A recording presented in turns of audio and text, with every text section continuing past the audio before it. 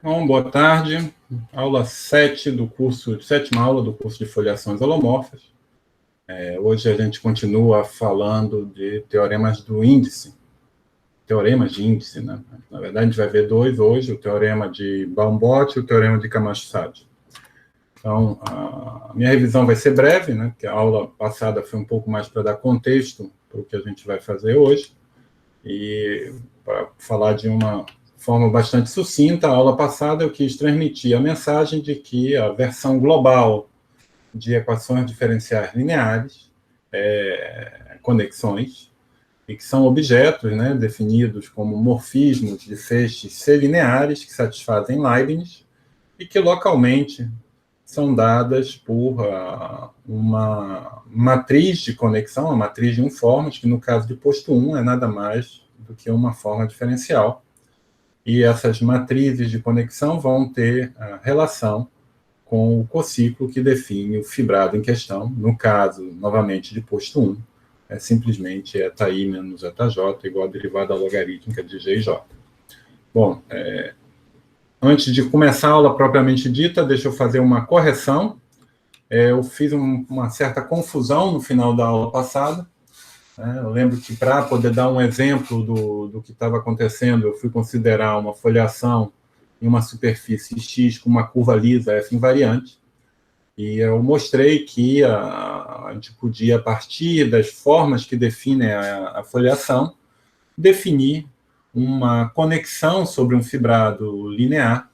E na aula eu falei que o fibrado era o normal da foliação, mas não, na verdade aqui é o normal da curva. Mas a gente vai ver isso com mais detalhe hoje. Eu só queria chamar a atenção que realmente eu fiz uma certa confusão no final da aula. Espero que no final dessa aula de hoje eu possa explicar também um pouco a origem da minha confusão. Tá? Então vamos lá, vamos começar a aula de hoje. Então vamos começar falando de foliações de codimensão 1, uma variedade complexa, e eu vou assumir, vamos pensar nesse caso, e vou assumir que a minha F, né, é dada em uma cobertura U, eu tenho uma cobertura U por abertos UIs, eu vou assumir que a minha F é dada por formas ômega-I, pertencente em ômega1 de X UI, com a conjunto singular de ômega-I de codimensão maior ou igual que 2, e essas ômega-I's integráveis. A condição de integrabilidade me permite dividir, né, desde que o aberto seja suficientemente pequeno, a forma de ômega-I por ômega-I. Ou seja, eu posso escrever algo desse tipo. D ômega J igual a eta J, o E de ômega J, onde eta J é uma unforma. Em geral, não consigo dividir de forma holomorfa. Né? Se o conjunto singular da ômega é vazio, eu posso dividir de forma holomorfa em abertos suficientemente pequenos. Mas se não é esse o caso, eu preciso permitir coeficientes meromorfos. Mais uma vez que eu permito coeficientes meromorfos, a divisão que está aparecendo aqui é álgebra linear. Então, se eu tenho então essa coleção de unformas meromorfas, note que eta J não está bem definida, não é unicamente definida. Eu posso substituir eta J por múltiplos da ômega J, que eu ainda vou satisfazer a mesma equação, porque esse múltiplo que eu estou introduzindo vai anular o ômega J. E se eu comparo como esses eta J se relacionam em abertos distintos da cobertura, para fazer isso, eu parto da relação entre ômega-I e ômega J, tomo a diferencial, né, para eu poder escrever essa linha daqui. Eu sei que, pelas definições da eta I e eta J, eu sei que essa d ômega-I pode ser reescrito desse jeito.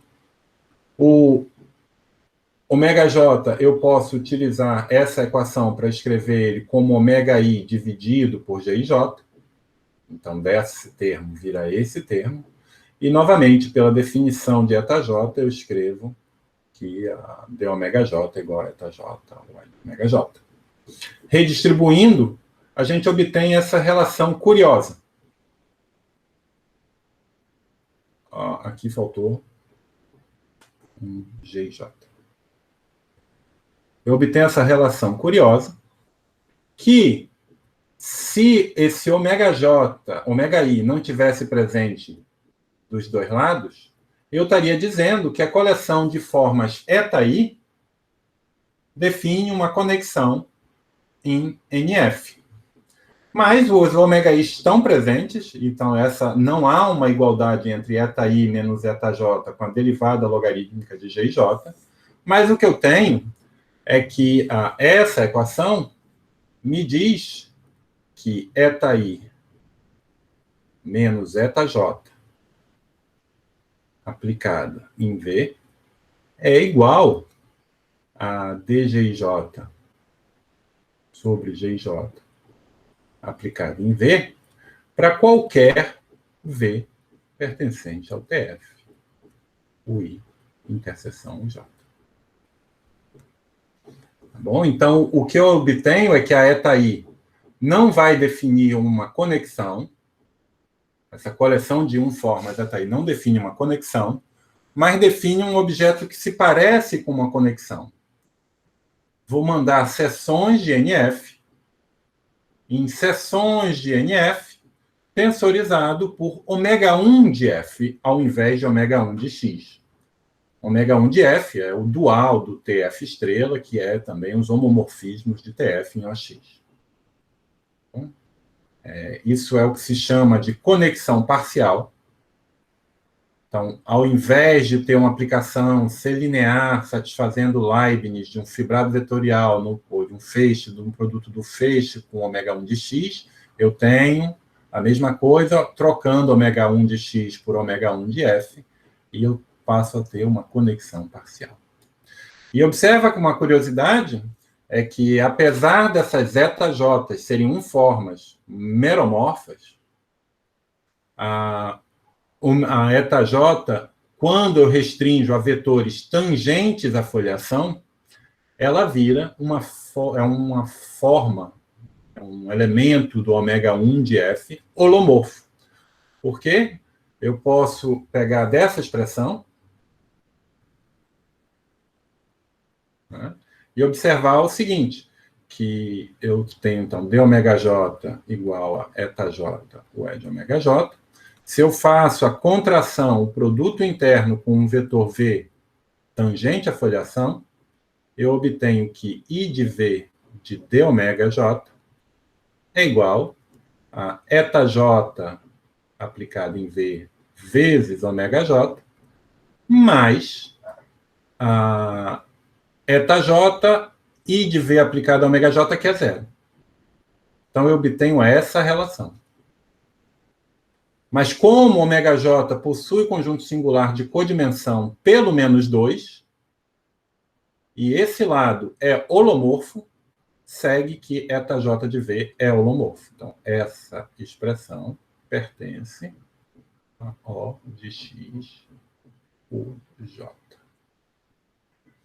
Bom, então, apesar de ser localmente definidas por formas meromorfas, essas formas, quando eu restringo a foliação, ela vira holomorfa. E uma outra observação daqui também é que a eta-j restrito, a eta-j é um funcional que atua no Tx, mas se eu restringo ela ao feixe tangente da foliação, essa eta-j restrita ao feixe tangente é única.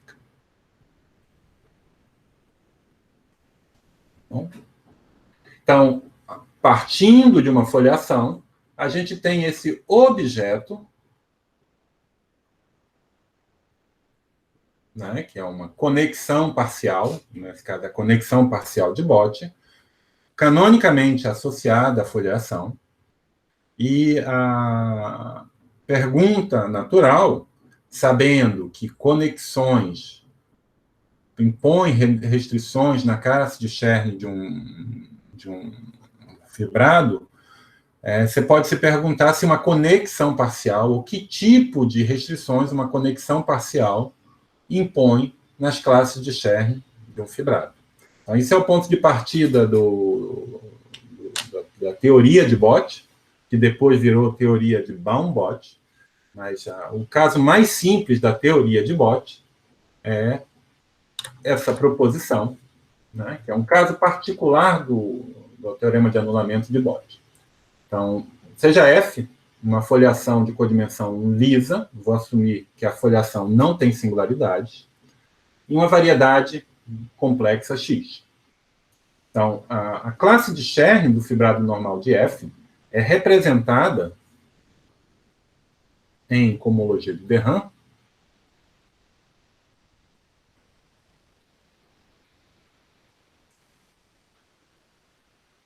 por uma dois forma fechada que satisfaz θ² igual a zero.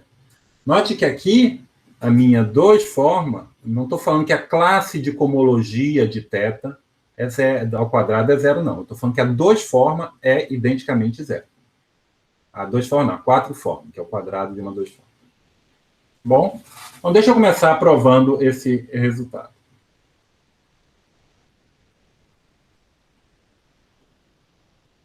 Certo? Então, o que eu mencionei na nossa conversa da última vez, a gente precisa entender como associar a classe de Chern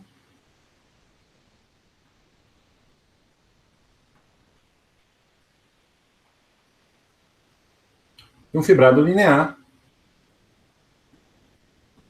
em cohomologia de Derham.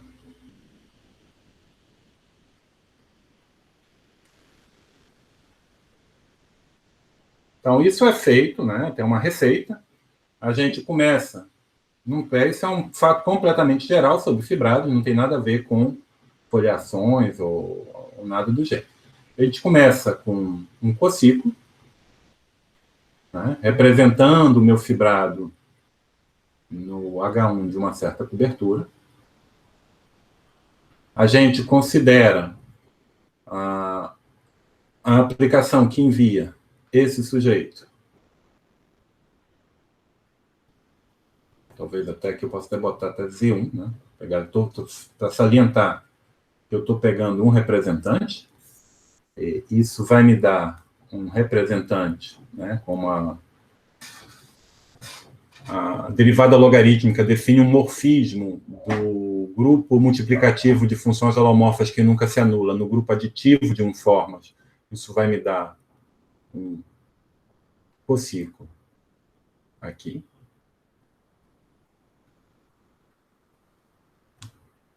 Tá certo? Agora, um cociclo de formas holomorfas pode ser visto como um cociclo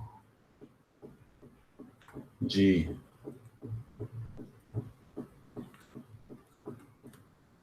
formas C infinito, mas esse formas C infinito é um feixe fino, portanto, eu tenho que isso é B1 de U a 1x. E a gente pode, como vale isso, eu posso escrever dGij sobre Gij é igual a gama I menos gama J para certas formas sem infinito, gama I pertencente a I, X, UI. Opa, A1X, UI. E a curvatura, a classe de Chern, desculpa,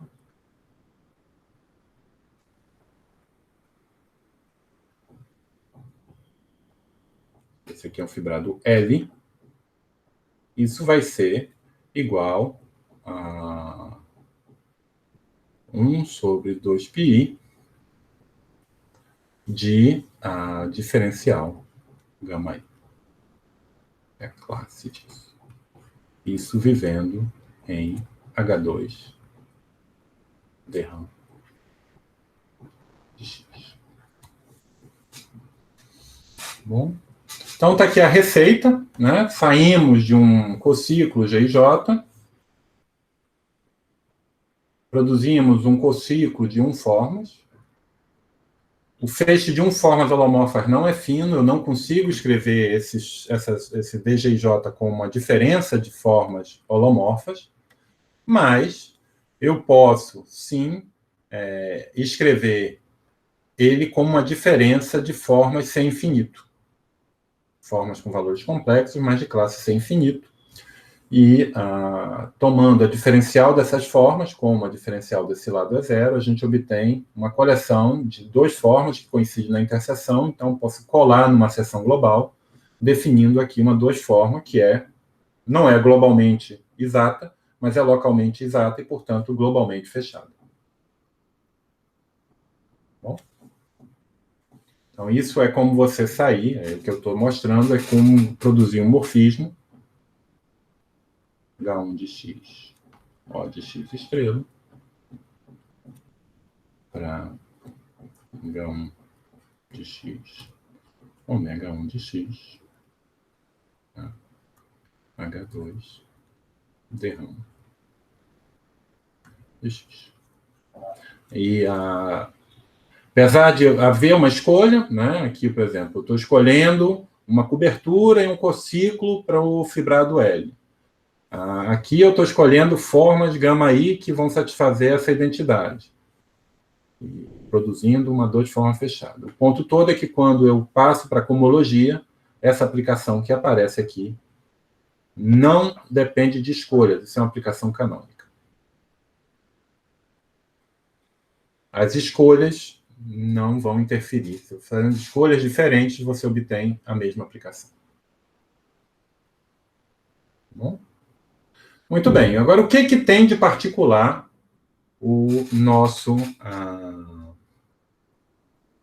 a nossa situação? Então, quando eu começo... Agora, suponho que eu tenho a foliação, F. Beleza. E eu tenho a minha coleção de informas, ômega i, se relacionando por ômega i igual a GJ, ômega j. Tá certo? Então, como eu observei, eu posso escolher... eu posso aqui prosseguir de 2 maneiras. Mas uma delas, talvez a que é menos elegante, mas talvez seja mais instrutiva, é simplesmente escolher uma cobertura suficientemente fina para que exista formas como a gente viu há 2 slides atrás. Então, deixa eu voltar lá só para a gente pegar emprestada a expressão, né, que foi o que a gente fez aqui. B ômega j igual a eta j ou E de ômega j, e a gente deduziu a existência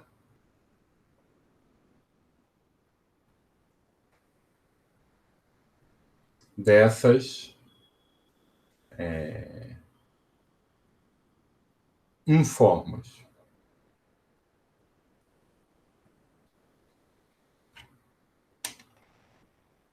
Bom? Então, a gente viu que esse eta i menos eta j, eles são tais que, quando eu faço o produto com ômega i, vira dgij sobre gij. Mais ômega i.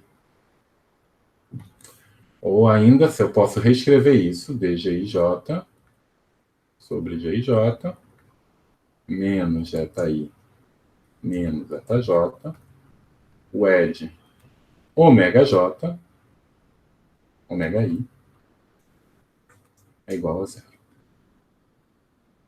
Mas isso está me dizendo que está me dizendo que essa coleção de formas, dgij sobre gj, menos etaI, menos etaj,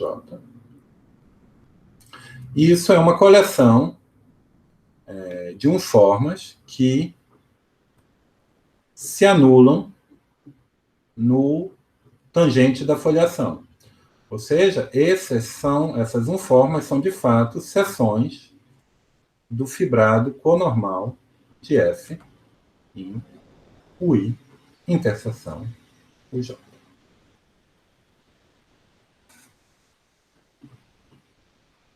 Agora, a mesma coisa, isso é um fibrado linear holomorfo.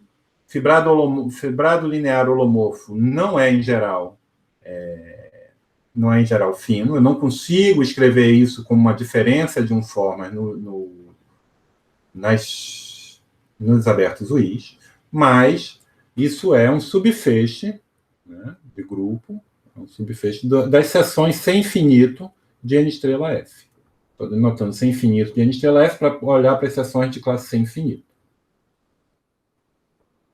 Agora, como todo feixe de funções de sem infinito módulos, ele é um feixe fino.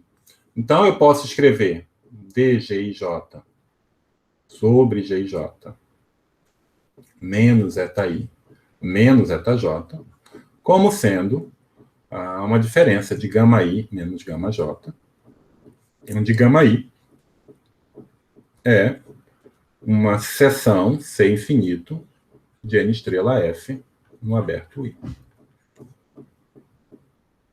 E eu posso ainda diferenciar. Posso diferenciar, e aqui eu vou ter menos, esse dá zero, então eu vou ter que menos d etaI mais d etaj é igual a d γi mais d γj. Tá bom? Ou talvez seja melhor escrever de um outro jeito.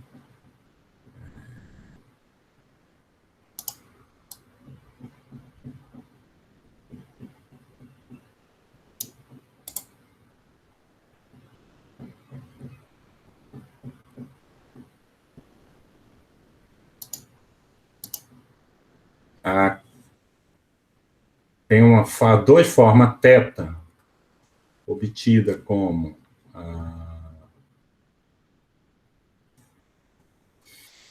D sobre 2πi, que é igual a diferencial de etaI mais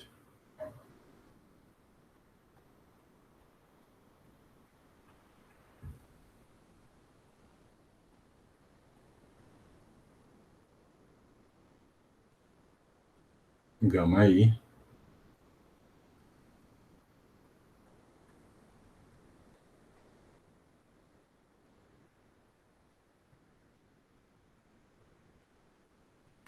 essa é duas formas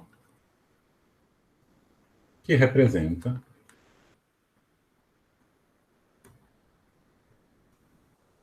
C de NF.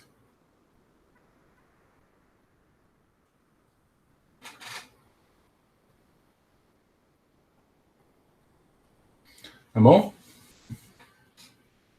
Então, vamos calcular o quadrado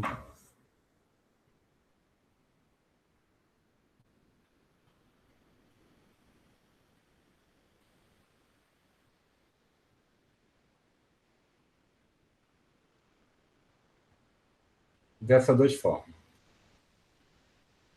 Não vou fazer isso não. Deixa eu só agora fazer uma observação. Fiz uma certa confusão aqui, mas eu poderia, como minha foliação é lisa, eu poderia ter, num primeiro momento, escolhido as ômega-i's como DFI.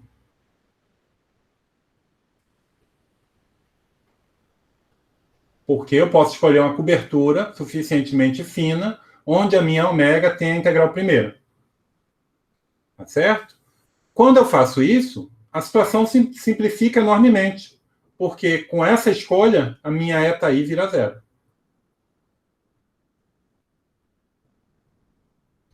Então, eu posso ignorar isso, e com essa escolha, a minha GJ é tal que a diferencial logarítmica de GJ, o E de ômega I, já é igual a zero. Então, a GJ, a diferencial de GJ, já é uma seção do conormal na interseção. Ainda posso fazer isso. E agora eu tenho essa expressão. Cadê? Eu me livrei da TAI.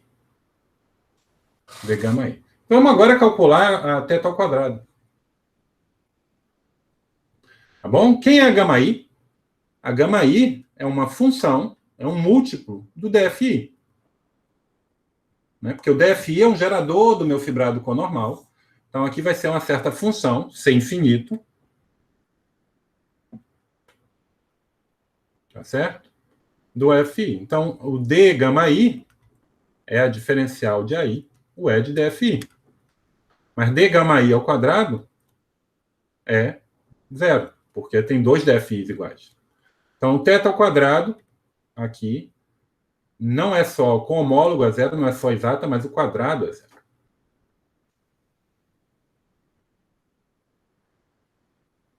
Tá bom? Então, pensando no que vem depois, vamos tentar ver se isso vale também, no caso, o que acontece se eu não assumo que os θi's não é zero. Então, se eu não fizesse essa escolha eu inicial e tivesse pego um θi qualquer. Então, o que eu tenho aqui é que θ ao quadrado vai ser 1 sobre 2πi de dθi ao quadrado, mais 2 vezes dθi, o E de d gama I, mais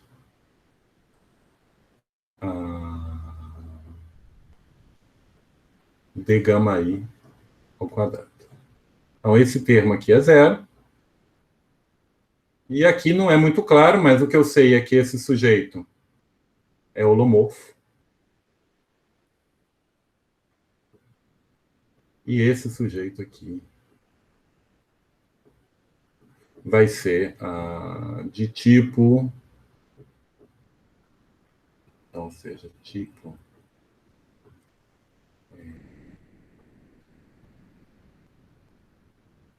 4, 0. E esse sujeito aqui vai ser de tipo 3, 1. Certo? Que esse aqui é holomorfo, 2, 0, e essa aqui vai ter tipo 1, 1, porque a parte holomorfa é exata. Eu sempre confundo os tipos, né? Eu não sei se eu estou fazendo o trocado, mas esse aqui é o tipo da forma. Tá? Número de coordenadas de DZs e número de DZ barra, número de DZs, número de DZ barra. Tá bom? Então, se eu não faço essa escolha do eta com cuidado, eu não tenho uma informação que esse sujeito é zero, mas eu tenho alguma informação do tipo dessas duas formas. Em particular,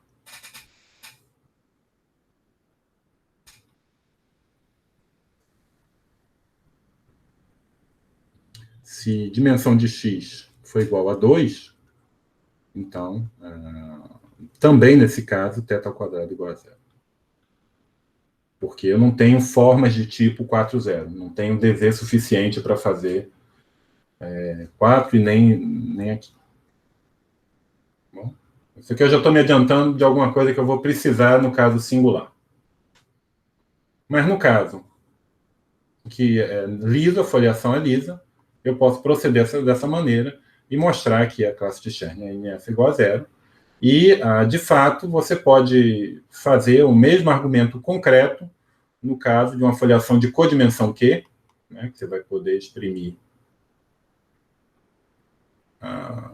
em formas, geradores, uma base do N-estrela em função de um aberto I, com a base do N-estrela no aberto J, vi uma matriz de transição, que é a matriz de transição do normal, e seguindo os passos da teoria de Chern-Weil para calcular a classe de Chern, você calcula a classe de Chern e vai mostrar que polinômios de grau, pelo menos dimensão mais 1, se anulam. Polinômios de Chern. Mas, bom, isso é outra história. No caso de foliação de codimensão lisa, é isso. Então, isso que é o que mostra essa proposição, né? Então, o que está me dizendo, em particular, que se eu pegar a classe de Chern de NF e elevar ao quadrado, isso me dá zero.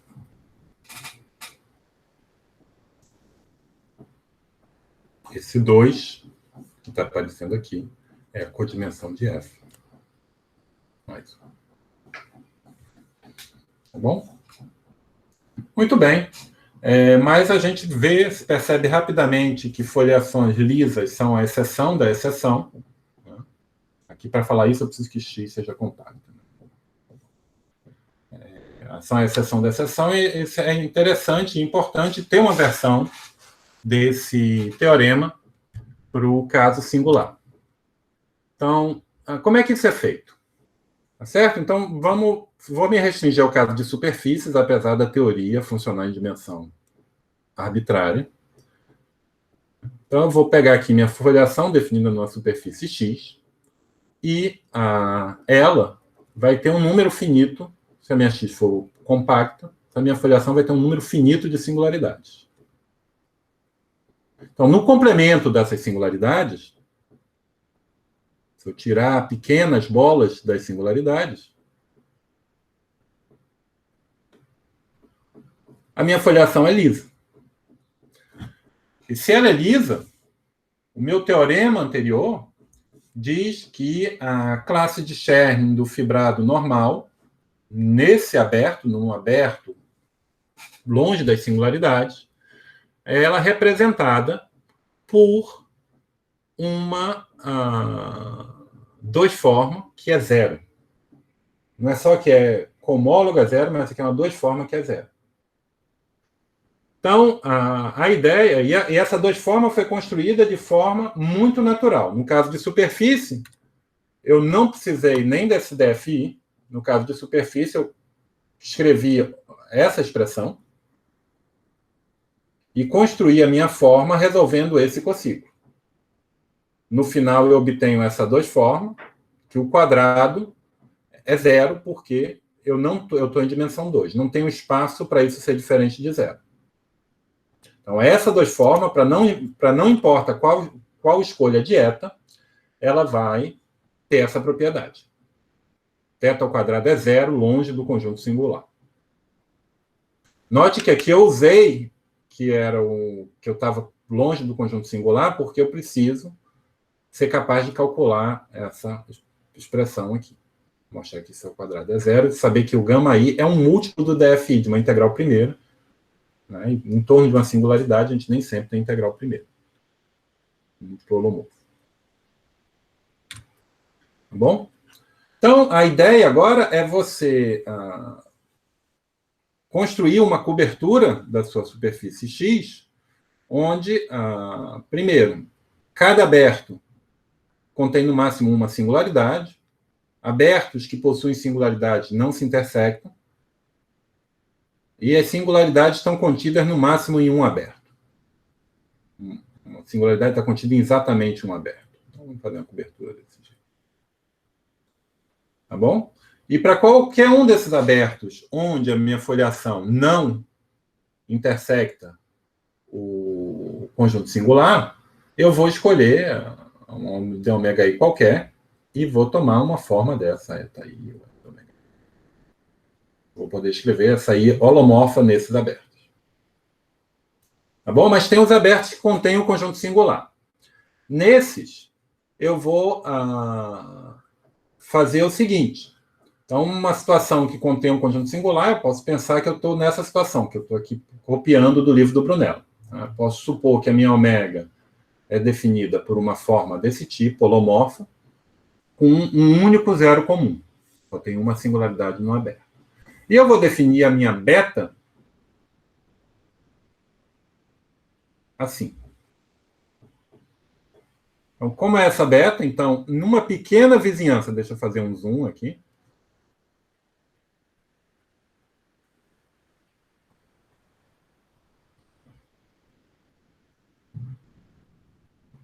Vou pegar, está aqui meu aberto, U. Vou pegar ainda um aberto menor, V,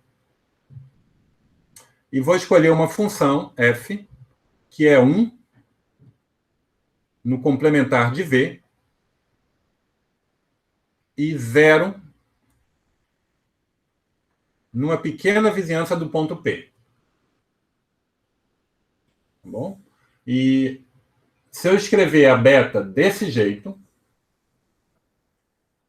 ela vai ser uma forma, essa beta é construída para que ela seja uma forma tal que d ômega, WED beta, WED ômega, essa identidade vale, vale em F igual a 1, que é essa coroa aqui.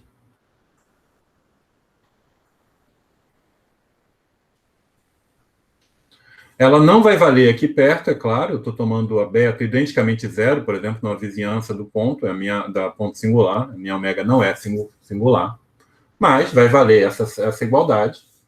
E o que se vai fazer é considerar, vai definir, vai usar essa beta para definir o que se chama o índice de Baum-Bott. Eu vou integrar essa forma numa esfera contida aqui, onde a F é igual a 1.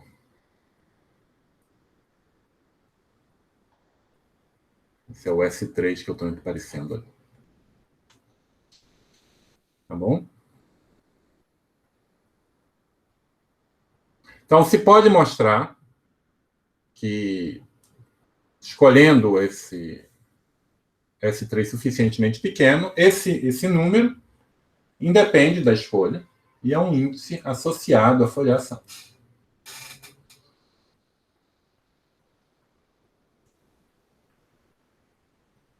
É possível, vocês podem ler lá no livro do Brunella, é possível escrever esse número como um resíduo de Grothendieck, mas não vou perseguir essa interpretação aqui.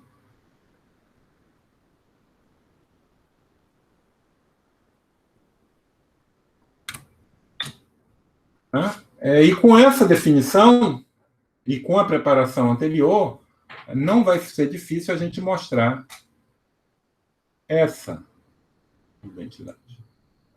Por quê? O que é isso? Então, se eu definir, seja θ, um representante de CNF em H2 de RAM,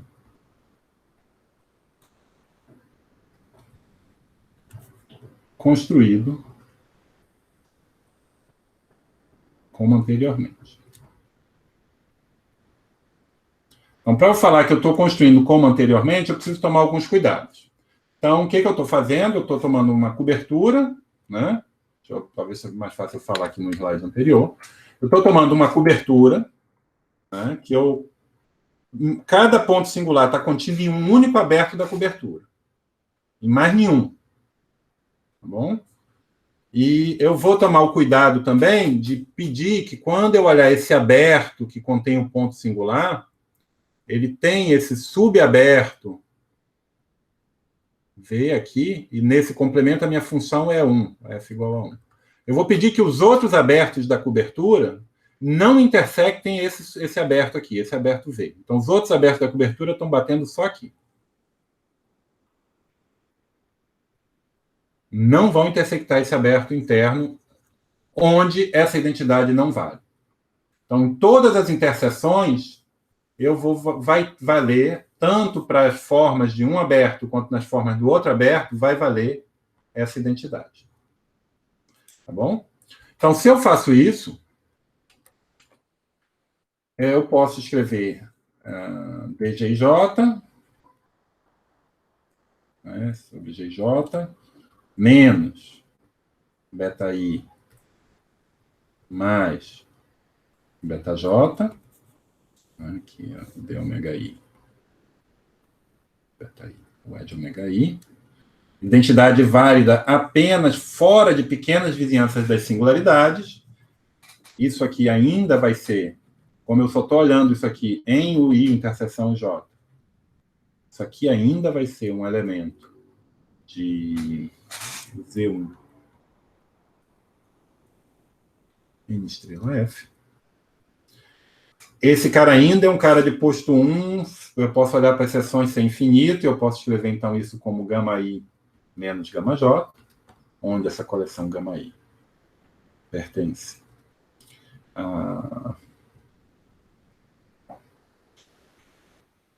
C1, não, C0, U, C infinito, N estrela F, e eu escrevo a θ como sendo 1 sobre 2πi da diferencial de beta I mais a diferencial de gama I. E fora de pequenas vizinhanças de SING-F, eu tenho que θ ao quadrado é igual a zero. É o que a gente mostrou anteriormente. E agora eu posso escrever NF ao quadrado como sendo a integral de θ ao quadrado. Mas pelo que a gente falou, essa integral virou uma soma finita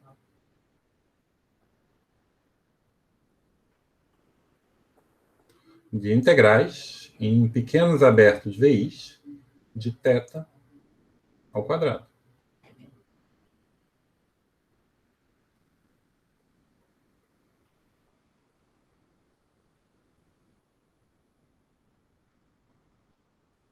Agora,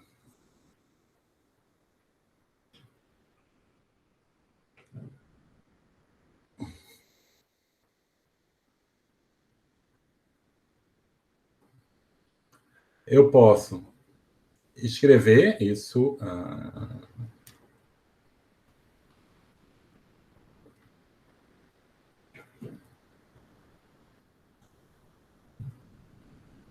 da diferencial de beta I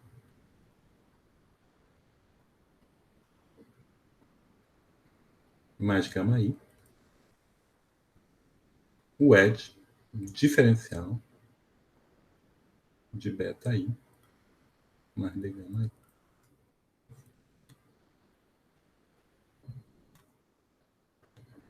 I. Sobre 2πi ao quadrado.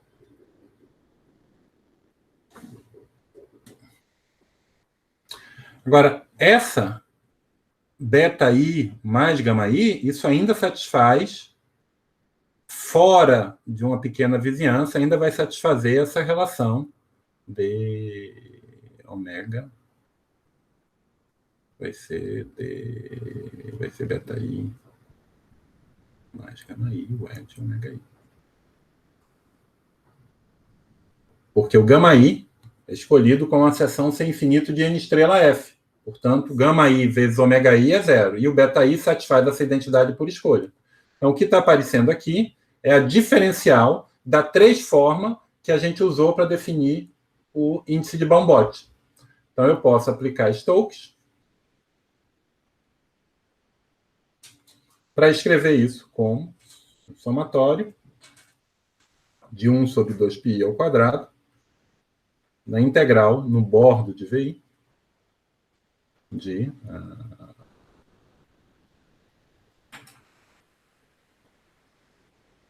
beta I, o E de beta I. Poderia botar também beta I mais gama I, o E de d gama I. Você verifica que essas duas formas são cohomólogas. A diferença das duas é uma forma exata.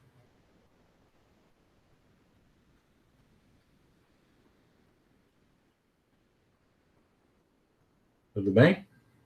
E, na verdade, o índice de Bombot ele é definido para qualquer forma que satisfaça isso aqui. Isso aqui é fora, essa identidade é válida fora, digamos, no bordo de VI. Eu estou fazendo um pouco de confusão aqui com a nomenclatura. Esse aberto VI não é o mesmo onde a coisa é identicamente zero. Eu tenho que fazer uma integral onde essa identidade é válida.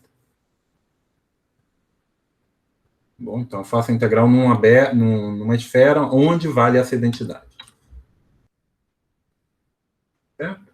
E isso é a prova, né? Isso é a soma dos bombons.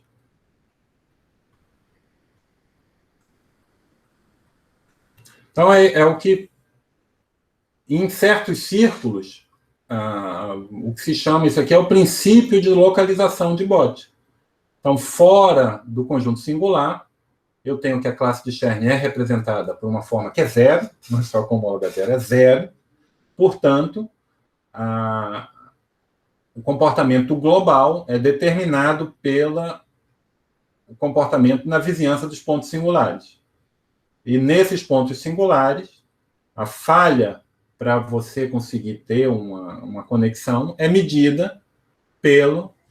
Falha para o quadrado ser zero é medida por esse índice que é definido. Daqui eu defini topologicamente, mas você pode definir também de formas um pouco diferentes. Tá bom? Muito bem. Então, esse é o Bombot. E o Camacho-Sade pode ser mostrado de forma similar. Tá bom? Então, a gente precisa definir o índice. Então, deixa eu definir o índice primeiro.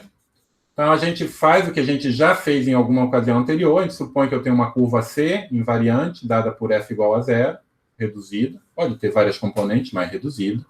Então, eu posso decompor a minha forma localmente desse jeito.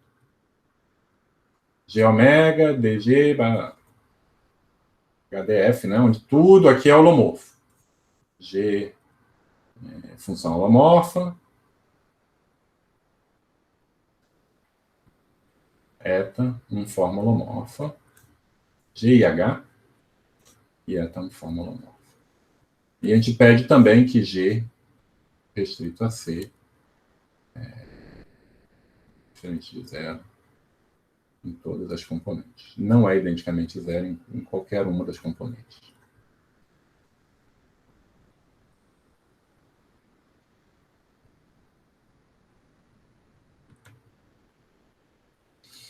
Tá bom?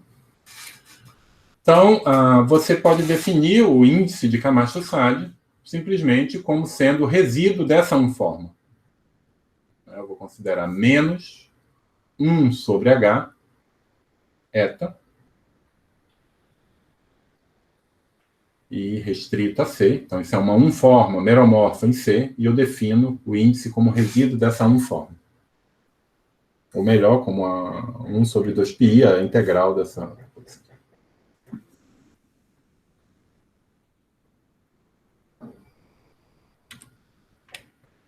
Certo?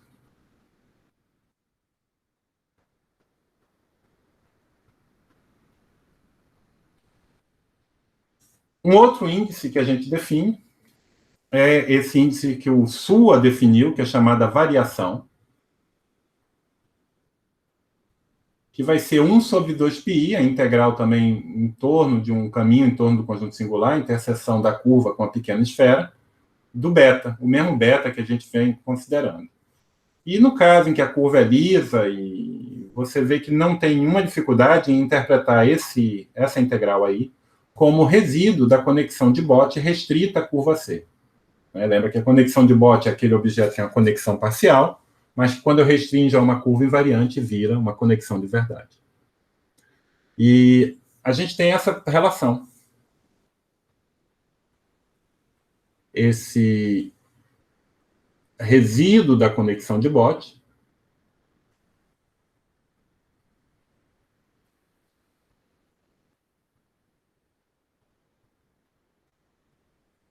é a soma do índice Z com o Camacho-Sade.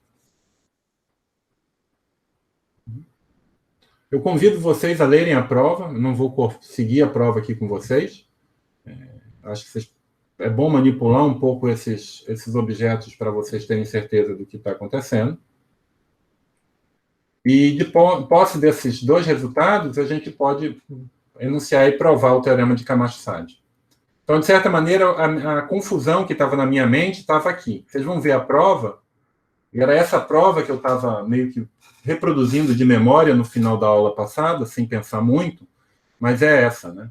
Então, eu vou representar a classe de Chern do fibrado, vou calcular a classe de Chern do fibrado normal restrito a C, somando os resíduos dessa conexão, e vou relacionar via a forma em que envolve normal vezes uma curva invariante, que envolve o Z, com o Camacho-Sade, que é o outro índice, e a outra deduzir a ação dos Camacho-Sade. Então, vamos devagar.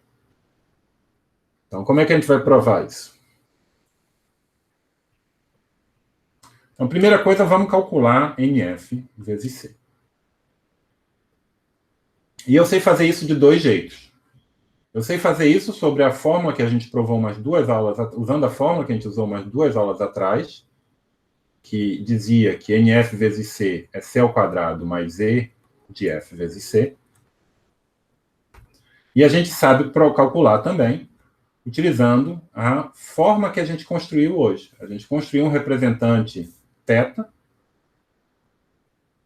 para o normal, para a classe de Chern do fibrado normal de F, e eu posso calcular, então, esse número de interseção, integrando essa forma θ ao longo de C. Agora, essa forma θ, ela está definida apenas... ela é não zero, longe do conjunto singular. Perto do conjunto singular, ela é zero. Então, na verdade, essa soma vai virar uma soma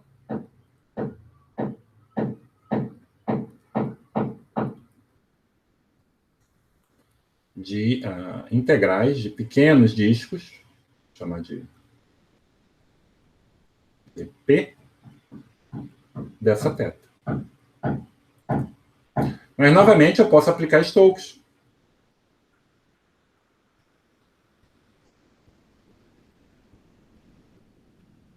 Esse θ aqui é 1 sobre 2πi de d beta. Eu posso aplicar Stokes. E perceba aqui que, mesmo se eu tivesse o gama, d beta. Bom, d beta, vamos para d beta gama. E aplicando Stokes, isso fica integral no bordo de dp de beta mais gama. O gama, ele é um múltiplo, é uma seção sem infinito do conormal. Então, quando eu restringo a uma folha, ela vira a forma zero. Então, isso aqui é zero.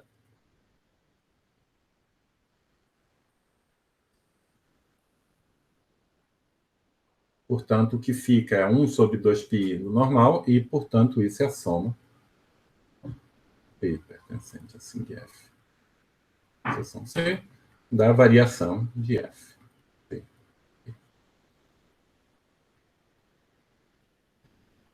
Diga-se de passagem, essa também é a prova padrão de que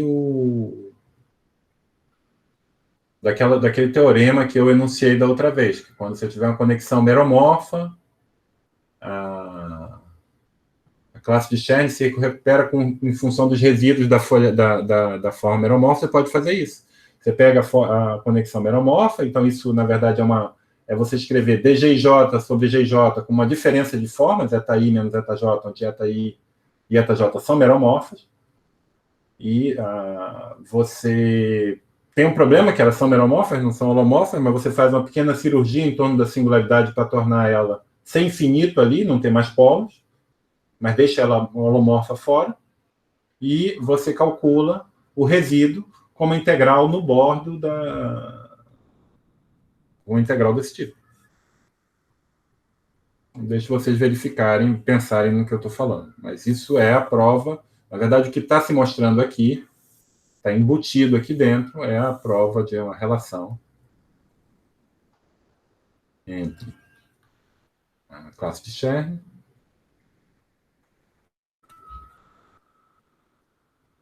Do fibrado NF restrito a C e os resíduos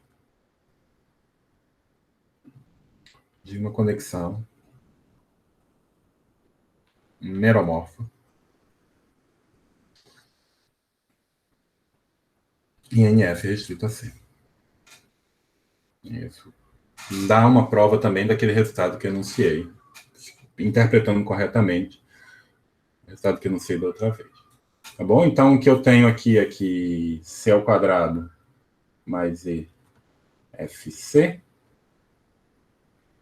é igual a variação de FC. Mas aqui eu já omiti o P da notação simplesmente para seguir a convenção anterior, que é a variação de FC, a soma de todas essas variações. Eu estou chamando de variação de FC. Ora, mas o que a gente viu nesse slide é que a variação é Z mais CS. Então, isso aqui é Z de FC mais CS de FC. E a gente conclui que isso é o quadrado. CS de FC. E isso é a forma de Kamash-Sati.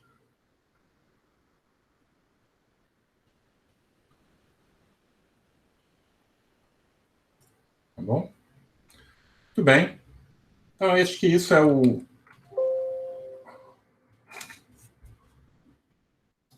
Isso é o... Não, fiz besteira aqui. Isso é o... Eu queria falar hoje do teorema de índices. E...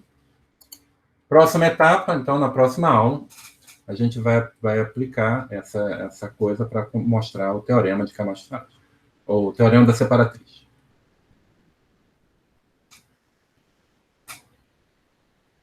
Então, deixa eu enunciar. Na verdade, acho que dá até para provar. Meter meia hora, talvez dê para provar. Vamos. Teorema da separatriz.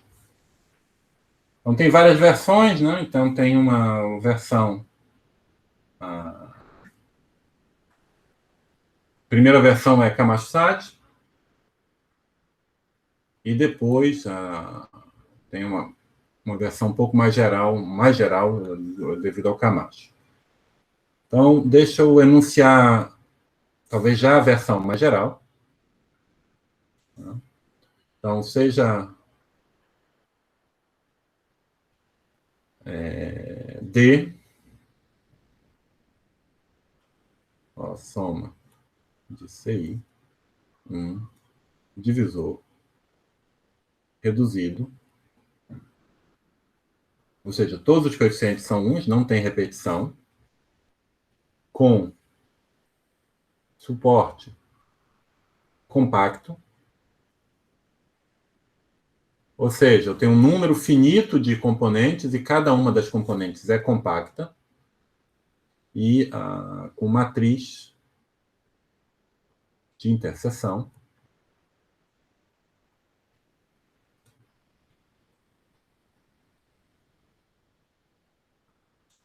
negativa definida. Então, a matriz de interseção é a matriz cujas entradas são CI vezes CJ. Eu estou pedindo que essa matriz seja negativa definida. E, finalmente, a última hipótese, o grafo dual não tem ciclos. Então, como é que isso funciona? O que é o grafo dual? O grafo dual é o grafo em que os vértices são as curvas e você liga CI a CJ, bota uma aresta ligando a CI a CJ, se somente se CI, interseção CJ, é diferente de vazio. Se CI, a interseção CJ é diferente de vazio, você não bota aresta ligando os dois.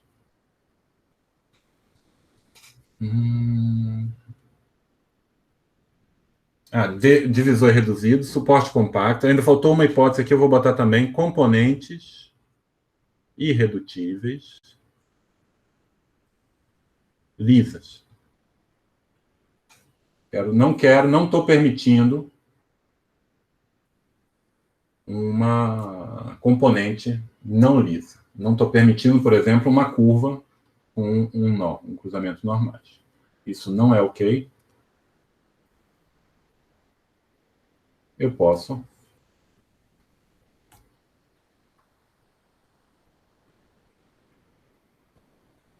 ainda faltou uma hipótese. Componentes irredutíveis lisas e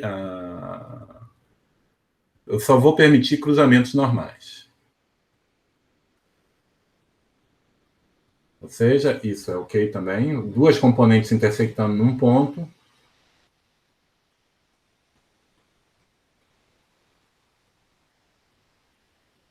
Isso aqui não é ok.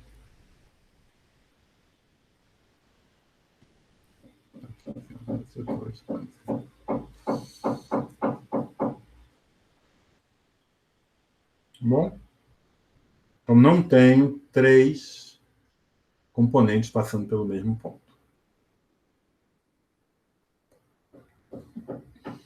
Então seja F uma folheação reduzida que deixa D invariante. E aqui, quando eu falo que deixa D invariante, é que deixa cada componente irredutível de D invariante. Então, existe gama de C0 em X tangente à folheação tal que gama 0 pertence a D e gama T não pertence a D quando T é diferente de 0. Então, a figura é assim, eu tenho minha curva, que tem várias componentes. Aí eu estou falando que vai ter algum ponto aqui do divisor e uma curva que vai bater aqui.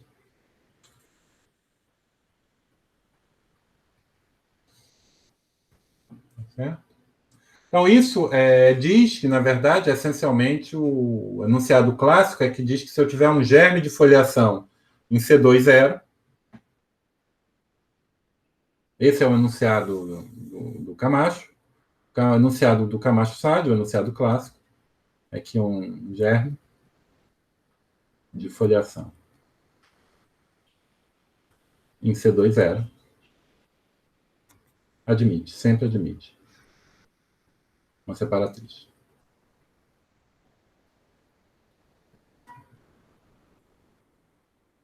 Qual é a relação desse resultado para esse? O que você faz é você começa com germe de foliação, você passa para essa situação que está reproduzida aqui acima através da resolução de singularidade.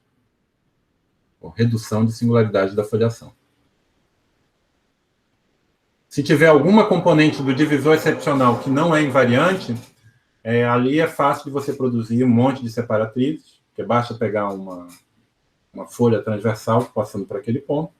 Se não, a situação complicada é quando tudo é invariante e você obtém exatamente essa situação após resolução de singularidade. E você constrói essa curva em cima e desce para C2 usando o blowdown. O interesse desse resultado é que é uma extensão do teorema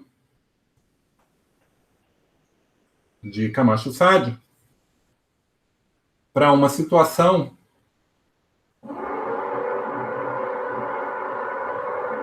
para esse teorema de baixo, esse aqui é o enunciado clássico, para uma situação onde você começa numa superfície singular.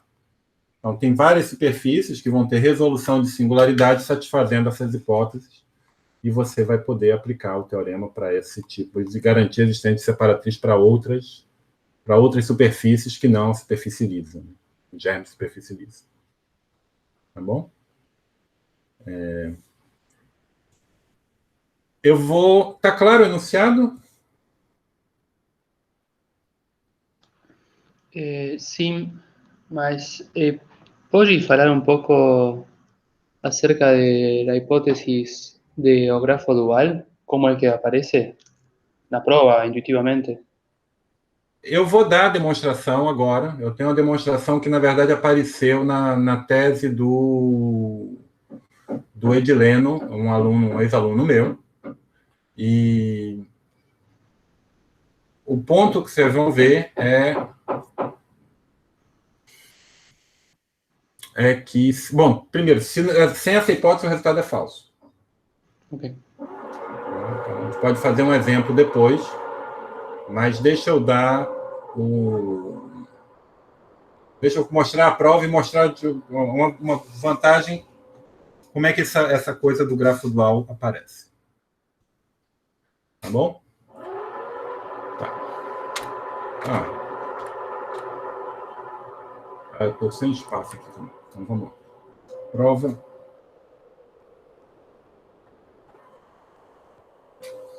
Então eu vou começar olhando para o grafo dual. Então, é o grafo dual, gama, o grafo dual.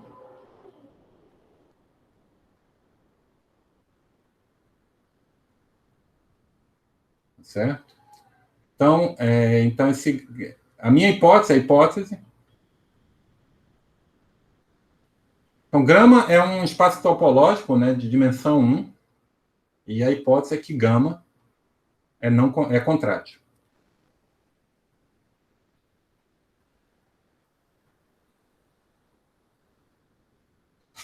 E eu quero fazer o seguinte jogo.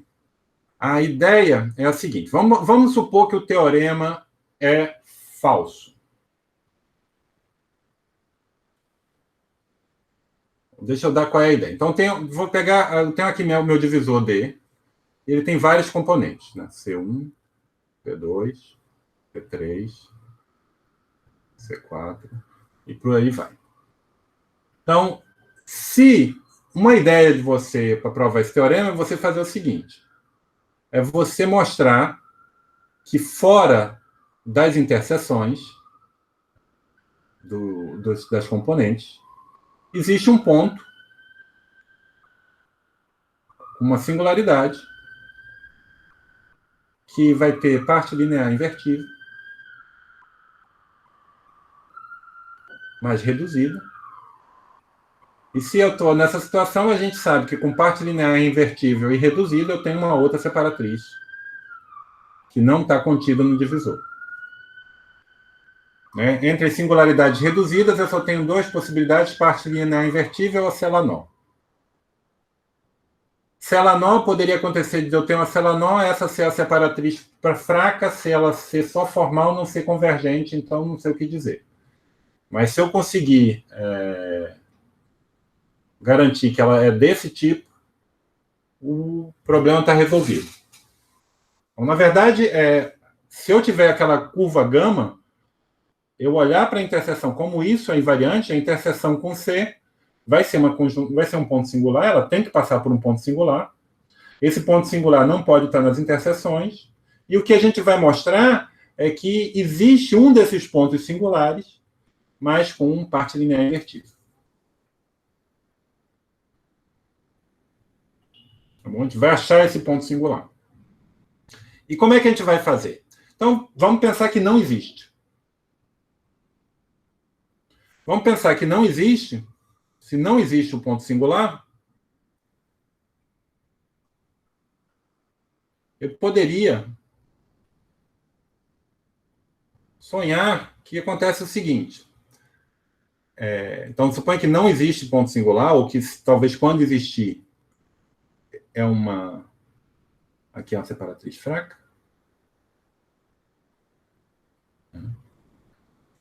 E não tem nenhum outro ponto. As únicas singularidades que aparecem aqui são separatriz fraca. Um ponto todo é o seguinte, é que a separatriz forte da célula nó, que é a que está tangente, se essa é a fraca, aqui o Camacho-Sade é zero. Então, os únicos pontos em que tem Camacho-Sade diferente de zero são esses pontos de interseção.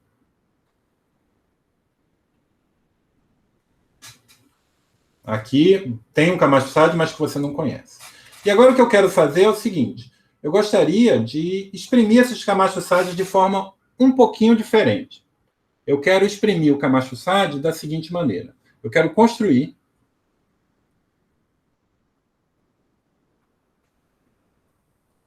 D, um divisor. D já apareceu, né? Quero construir R, um divisor.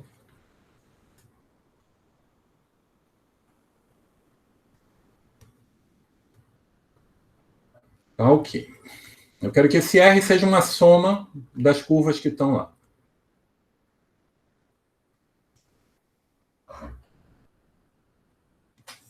Bom? E quero que os lambdaís aqui sejam tais que vão acontecer o seguinte. Se eu olhar para o Camacho-Sade de F da curva CI no ponto P e J, que isso aqui vai ser a interseção de CI com CJ, eu quero que isso seja, acho que menos lambda J sobre lambda I.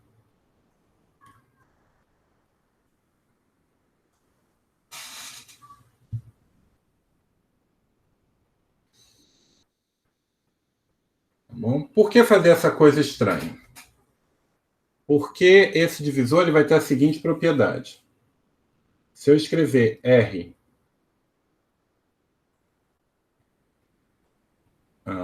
dividido por lambda I vezes CI, isso vai ser o quê?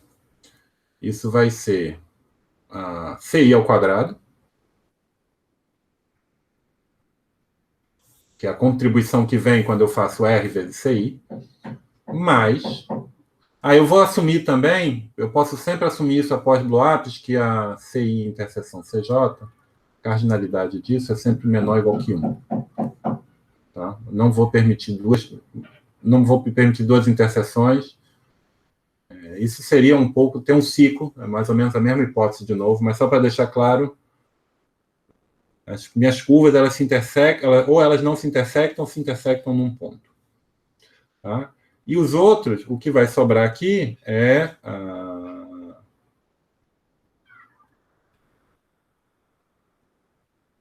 lambda J vezes lambda I, onde eu estou somando apenas, não vou nem escrever o índice aqui, mas eu estou somando apenas nos lambda J sobre lambda I, que correspondem a pontos sobre a curva CI. Então, dito de outra maneira, isso aqui é CI ao quadrado, menos somatório do Camacho-Sade de F TI em pontos P pertencente a 5 CI. Tá bom? E se eu vale isso, eu tenho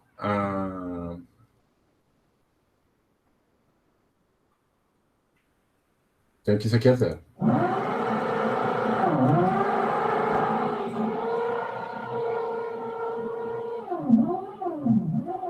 Tá certo? Isso é zero pelo teorema do índice.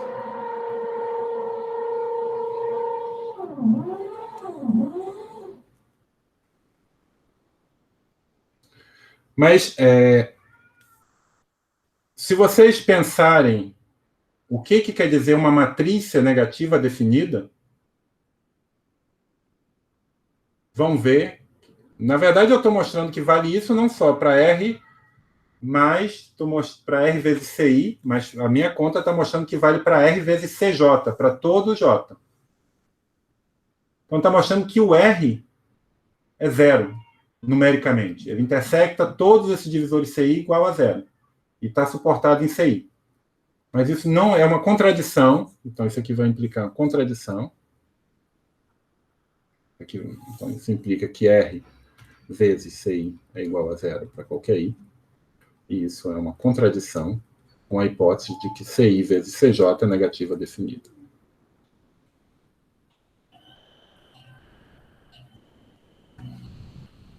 Se eu tenho uma matriz negativa definida, não consigo escrever. Perceba que o R, o que eu estou falando é que o R está no núcleo da aplicação linear definida por essa matriz. Mas a R é negativa, a matriz é negativa definida não tem núcleo não trivial. Tá bom? Tá. Então o problema virou construir esse cara.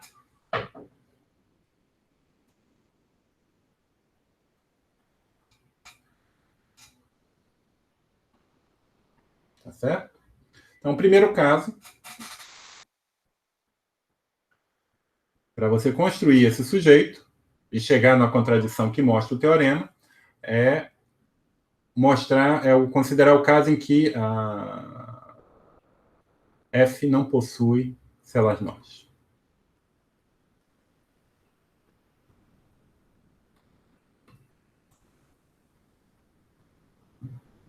Bom? Que isso aqui, o que está acontecendo? Se a F não possui celas nós, então cada aresta que está aparecendo aqui, cada aresta, né, ligando dois verbos, olha para o grafo dual. Aqui agora eu vou ter C1, C2, C3, C4, C5. Então, nesse caso, quando não tem ciclos,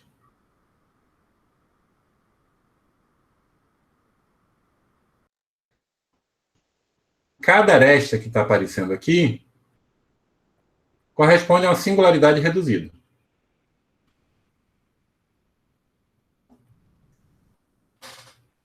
Com parte linear invertida.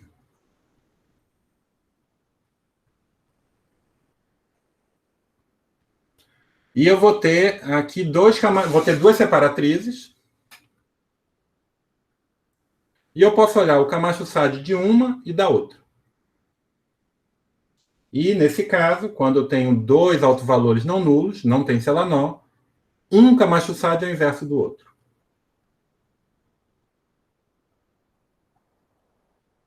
Tá bom? Então, você associa. O que você vai fazer é associar a uma fixada aresta e uma orientação, você vai associar um Camacho-Sade e fixado o outro, você vai associar o inverso. Bom? E se você pensar o que está sendo feito aqui, o que está sendo feito é, na verdade, uma representação ou um elemento, a gente vai estar definindo um elemento do H1 de gama com valores em C estrela. H1 do espaço topológico, que é o grafo dual.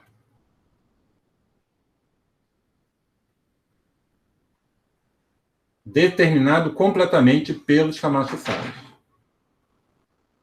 Na verdade, você tem até mais do que um... Só que o ponto todo é que esse grupo é zero. O que vai permitir você calcular esses γ1 sobre γ2 como quociente de inteiros valendo aqui.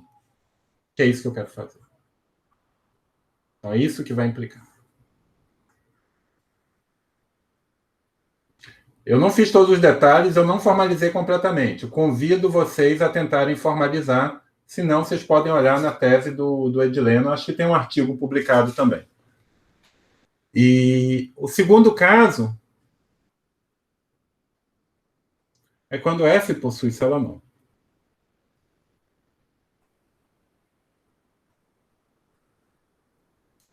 Certo? E o problema da célula nó é justamente esse. O problema da célula nó é que não vai valer mais essa relação. Aqui foi importante que na singularidade eu tivesse o inverso para uma direção, numa separatriz do Kamastadt da outra. Aqui é completamente assimétrico. Na célula nó, você tem a separatriz forte, em que o Kamastadt é zero, e você tem a separatriz fraca, que mesmo que seja convergente, o Kamastadt pode ser qualquer coisa. Mas aí o que a gente vai fazer? Isso aqui ainda corresponde a uma interseção de 2. Né? Perceba, se eu tenho uma separatriz forte, se eu tenho uma singularidade, uma célula nó, que está aqui no meio, com a separatriz fraca vindo de fora, isso não me atrapalha. Esse cara não vai entrar no argumento, eu não preciso levar ele em conta, justamente porque o Kamastadt é zero. O que é problema é quando eu tenho uma célula nó que está na interseção de 2 componentes. Então, eu tenho uma separatriz fraca e uma separatriz forte entre as componentes do meu divisor excepcional. Então, o que a gente faz é pegar o componente que corresponde à separatriz fraca, digamos essa aqui, a gente tira ela fora do grafo e guarda só a outra parte, só o que fica. Então, eu vou tirar esse cara, eu vou ter 2 componentes conexas quando eu tiro. Uma vai corresponder a pelo menos 2, mas vai ter uma que vai corresponder, que vai bater no divisor que corresponde à separatriz forte. E eu vou guardar essa componente. E se eu guardo essa componente, todas as hipóteses iniciais são satisfeitas. Diminuiu em 1 o número de célula nó problemática e eu repito o argumento para essa componente. E eu vou acabar achando uma separatriz aqui, não lá embaixo. Tá bom? Eu convido vocês a lerem lá na tese do Edileno e convido vocês também a compararem esse argumento com o argumento. Você pode encontrar, tem vários argumentos na literatura.